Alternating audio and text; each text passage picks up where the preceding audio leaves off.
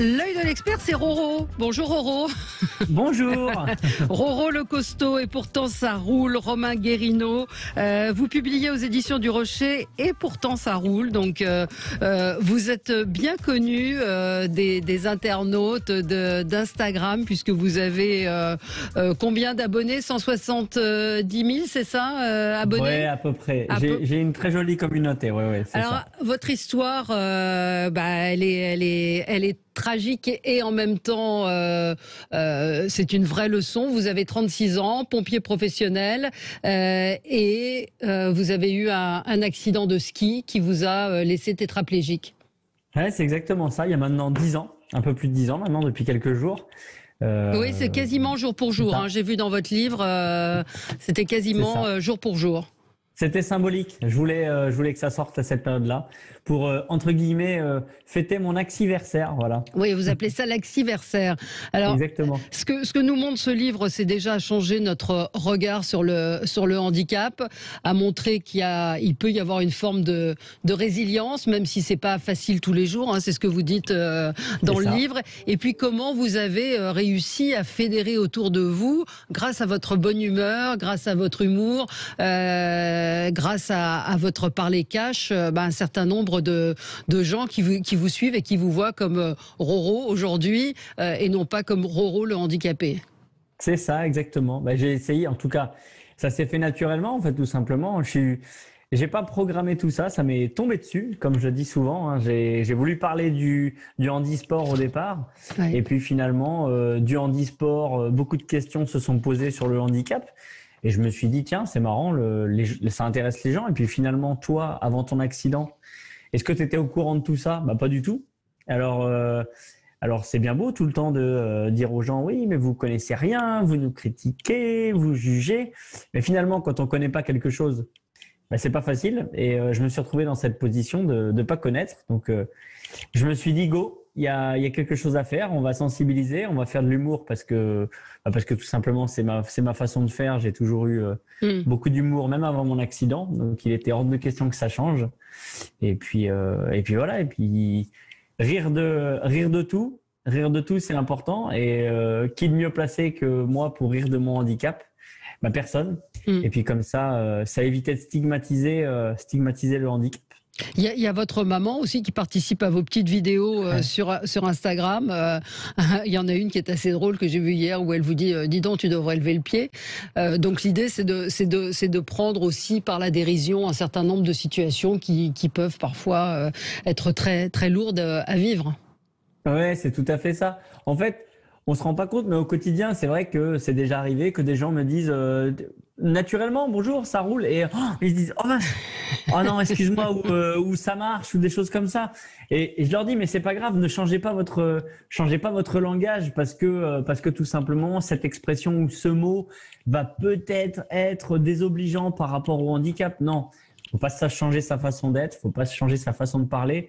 Surtout que nous, quand on connaît un petit peu le monde du handicap de l'intérieur, on est les premiers à en rire et à être même un peu trash entre nous. Donc, faut vraiment pas que les gens changent leur façon d'être ou leur façon de parler parce que quelqu'un est en situation de handicap.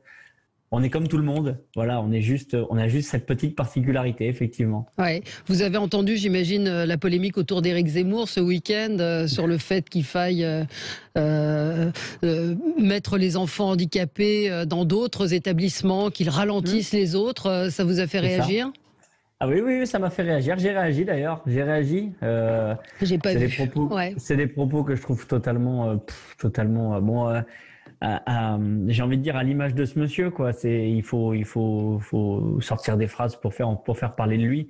Et non, c'est pas la solution de mettre des gens de côté, parce que ça serait vraiment les isoler, les mettre dans une école spécialisée. Alors, j'entends, on va me dire oui, mais comme ça, on va bien s'en occuper, etc. Non, on va pas bien s'en occuper, on les met de côté. Non, on a envie justement aujourd'hui que un enfant en situation de handicap, il puisse aller à l'école avec tout le monde, avoir des copains comme tout le monde, qui soient en situation de handicap ou pas, Donc non, faut surtout pas mettre des gens dans des établissements spécialisés ou autres. Faut les accompagner dans l'école publique avec tout le monde. Voilà. Alors c'est un livre qui s'adresse à tout le monde, à la fois aux personnes en situation de handicap, à qui vous donnez pas mal de conseils et vous dites, j'ai lu dans une interview que en fait vous avez appris beaucoup de choses sur Internet et pas tellement des gens qui étaient auprès de vous, des kinés, des ergothérapeutes, c'est-à-dire que sur le côté très quotidien, il y a plein de choses qu'on ne sait pas. Il y a des encadrés, 7 droits et avantages que toutes les personnes en situation de handicap devraient connaître. Il y a beaucoup de choses très concrètes aussi dans le livre. Ouais, c'est ça. Mais c'est vrai que j'ai voulu que ce livre il soit un petit peu à l'image de ce que je fais sur les réseaux, c'est-à-dire on rigole, mais il y a aussi beaucoup de choses qui sont. Je voulais pas. Oui, voilà, je voulais pas vendre une version trop édulcorée du handicap à travers mon livre. Donc c'est important. J'en parle que moi je le vis très bien. Il y a des gens qui le vivent très bien. Et à côté de ça, il y a encore beaucoup de difficultés, il y a encore beaucoup de choses à améliorer. Et c'était important pour moi d'en parler. Oui. Et effectivement, moi, au départ, même si j'ai eu, pour moi, une très bonne rééducation, j'ai pas eu de problème avec ça. J'ai eu des gens qui étaient là pour m'accompagner, qui étaient formidables. Mais c'est vrai que j'ai trouvé aussi beaucoup de réponses par moi-même sur Internet. Et dès le départ, je me suis dit, mais j'en ai trouvé, mais j'ai eu aussi beaucoup d'interrogations pour lesquelles j'ai pas trouvé de réponse. Et c'est là où je me suis dit, mais il faut faire quelque chose, il faut en parler. Et c'est là où j'ai décidé de donner mes astuces. Moi, celles que j'utilise au quotidien, quand je voyage, quand je sors, quand je fais un petit peu des déplacements que je dois prendre le train et autres. Et ça me paraissait important. Mais par contre, oui. Ouais, excusez-moi. C'est vrai que par contre, ça me paraissait important de le dire et c'est bien. C'est que c'est vraiment un livre qui est adressé à tout le monde parce que il n'y a pas que le handicap et on est tous amenés un jour peut-être à traverser une difficulté, à avoir besoin d'avoir une autre vision de la vie. Et c'est pour ça que j'écris en partant de mon histoire. Je pense que on peut extrapoler vers plein de situations différentes. Sur les éditions du Rocher qui sont venues vous trouver ou vous aviez envie de faire un livre, vous y aviez pensé? Comment ça s'est passé ce livre? En fait, moi, j'ai écrit juste après mon accident. J'ai écrit dès le départ parce que je sentais le besoin d'écrire. Et j'ai tout perdu parce que mon ordinateur a planté. Donc j'ai tout perdu. Et par la suite, j'ai pas trouvé le temps de le faire. J'arrivais pas à m'octroyer le temps de le faire, de réécrire. Et effectivement, j'ai mon éditrice qui était une de mes abonnées et qui un jour m'a écrit en me disant, mais Romain, tout ce que tu fais là sur Instagram, tout ce que tu écris, tes posts, etc. Pourquoi tu fais pas un livre? Et je lui dis, j'y ai pensé. Elle me dit, et si on le faisait ensemble? Et là, je me suis dit, voilà, c'est un signe du destin, faut que je le fasse. Et voilà, je me suis lancé cette fois-ci. Je me suis dit, je vais trouver le temps de le faire. Voilà comment ça s'est passé. Et là, votre dernier post Instagram, il parle de la sexualité. On vous voit nu d'ailleurs. Vous en parlez dans le livre parce vous avez eu une petite fille, vous êtes séparés. Donc c'est aussi une histoire de vie. Hein. C'est un peu, c'est Monsieur Tout le Monde à qui il arrive un accident et puis ça bouleverse évidemment le cours des choses. Mais vous évoquez la sexualité et le handicap qui est pas forcément toujours évoqué, que c'est même très rare d'en parler. C'est important ça aussi de dire qu'il peut y avoir une sexualité et vous êtes assez cash dans la manière de le dire, qui peut être différente de la pénétration à laquelle on pense habituellement. Oui, je pense qu'en fait j'ai eu envie, voilà, encore une fois, c'est ce que je fais quotidiennement, c'est que j'ai pas envie qu'il existe de tabous. J'ai envie de lever les tabous en fait sur ce monde du handicap qui est vraiment parfois un monde sur lequel on a peur de poser des questions et vraiment ça me tient à cœur. Et oui, la sexualité c'est important quand on se retrouve handicapé. C'est tout de suite une question qui se pose, c'est est-ce que je vais pouvoir encore avoir une sexualité épanouie et au départ, on n'a pas forcément tout de suite les réponses, on se cherche. Et j'ai à cœur, oui, tout ce genre de sujets, de les évoquer, d'en parler, sans rentrer trop dans le détail. Mais voilà. Mais c'était important de l'évoquer. Vous parlez de votre fille aussi qui ne vous voit pas comme une personne handicapée. Non, pas du tout.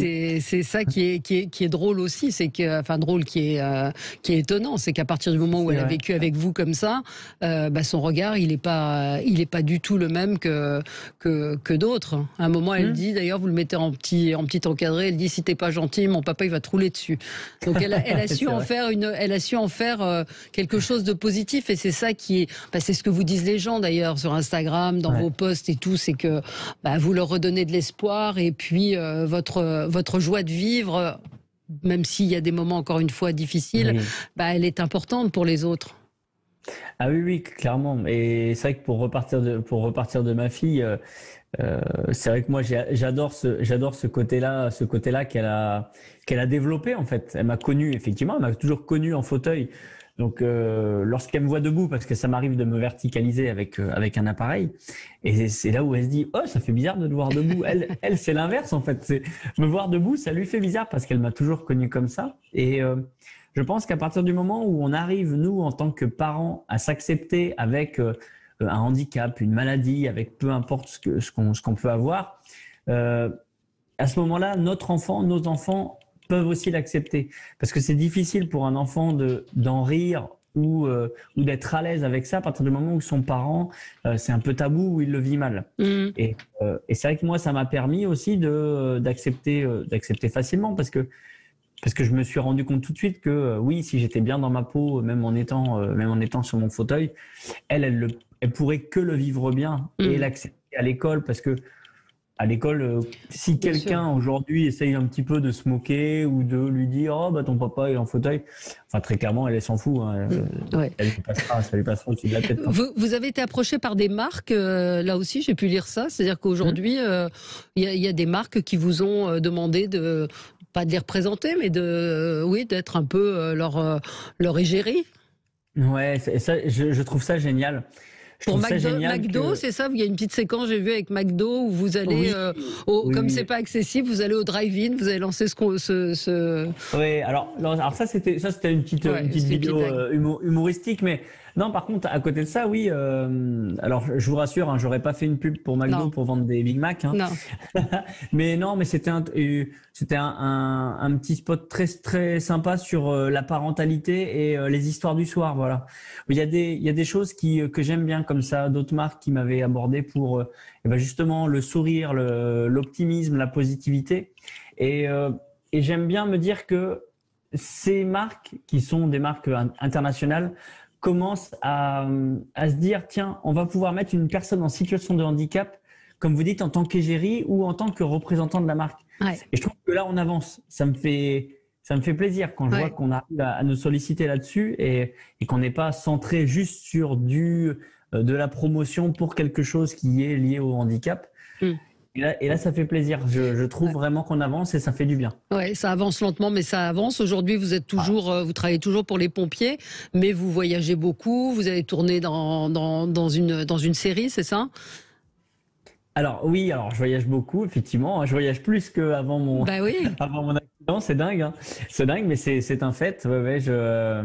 Au-delà de mon activité, alors que je pratique encore et que je compte pas abandonner, parce que voilà, les pompiers, j'ai dans le sang depuis tout petit et j'y suis trop bien pour arrêter. Et puis c'est ce que je dis, même si mes pieds sont sur la palette, ça me permet de garder les pieds sur terre un peu. Mais voilà. Non. Oui, vous avez une vie finalement qui est plus riche.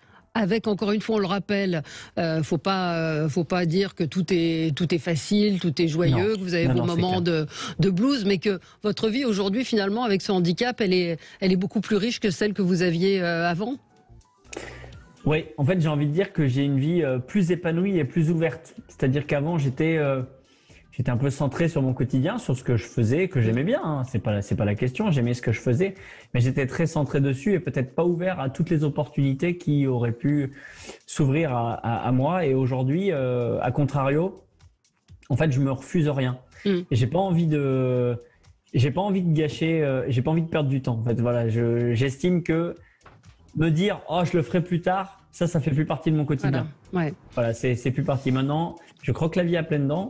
Si une opportunité arrive et que ça me plaît, Eh ben, vous y allez. Je le ferai. Voilà, c'est ça. Et je pense que c'est comme ça qu'il faut vivre. Roro le costaud et pourtant ça roule. C'est paru aux éditions du Rocher. C'est un livre à la fois lumineux, profond, touchant, que je conseille vraiment à tout le monde parce que c'est à la fois pour des gens en situation de handicap, mais aussi pour d'autres, pour une leçon de vie, même si c'est un côté un peu moralisateur. Ça ne l'est pas. Ouais. Ça ne l'est pas du tout, mais ça peut aider des gens, comme vous le dites, à traverser des épreuves, des moments difficiles et de montrer que parfois, avec effectivement, quand on prend les choses différemment, ça peut changer beaucoup de choses. Merci beaucoup, merci d'avoir merci d'avoir été avec nous. Je vous ai appelé Roro, mais on vous appelle Roro ou Romain?